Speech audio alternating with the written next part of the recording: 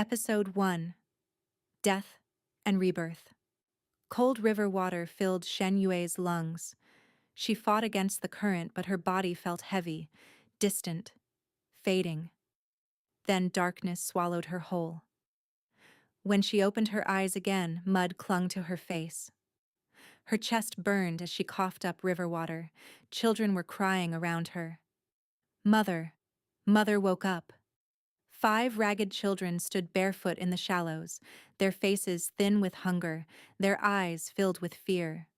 Shen Yue stared. Mother? Fragments of memories crashed into her mind. This was not her body. The original Shen Yue, a poor village widow, had drowned trying to gather reeds by the river. And somehow, her soul had entered this woman's body, reborn into poverty and motherhood. The smallest girl tugged her sleeve. Mother, are you leaving us too? Shen Yue looked at their hollow cheeks and trembling hands. Something in her chest softened. No, she whispered. I'm here. She rose unsteadily and followed the children home, or what passed for home. A crumbling mud hut with holes in the roof. No grain jar, no firewood. Nothing. Only hunger. And 5 children depending on her. Shen Yue clenched her fists. She had died once already. She would not let this family die too. Episode 2: A broken home. Rain dripped through the broken roof into cracked clay bowls.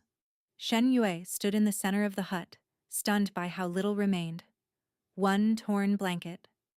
A handful of dried weeds hanging from a beam. No rice, no flour, not even salt. The eldest boy, barely 10, lowered his eyes. Mother, we haven't eaten since yesterday. The youngest girl clutched her stomach but tried not to cry. Shen Yue's chest tightened.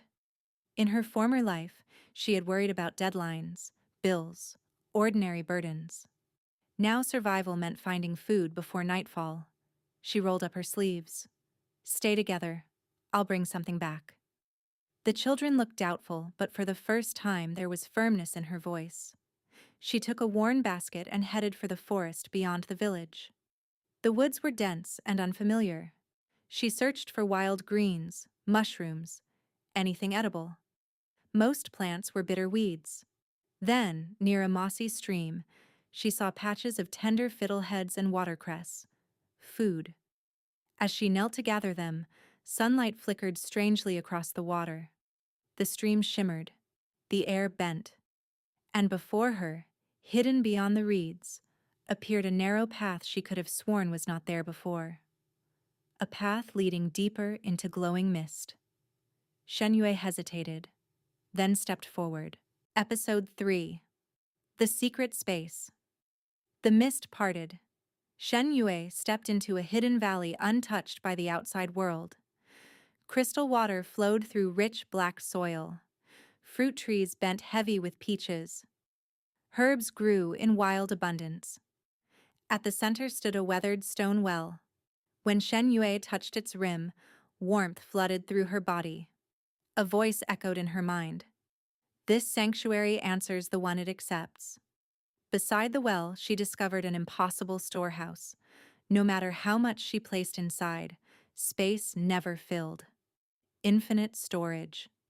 Shaking with disbelief, she gathered vegetables, roots, and fruit until her basket overflowed. When she returned home that night and cooked a real meal, the children stared as if witnessing magic. For the first time in months, they ate until full. And Shen Yue silently swore no child of hers would starve again. Episode 4: A Mother's Promise days passed. By secretly using the hidden space, Shen Yue fed the children and repaired the house little by little. The children began laughing.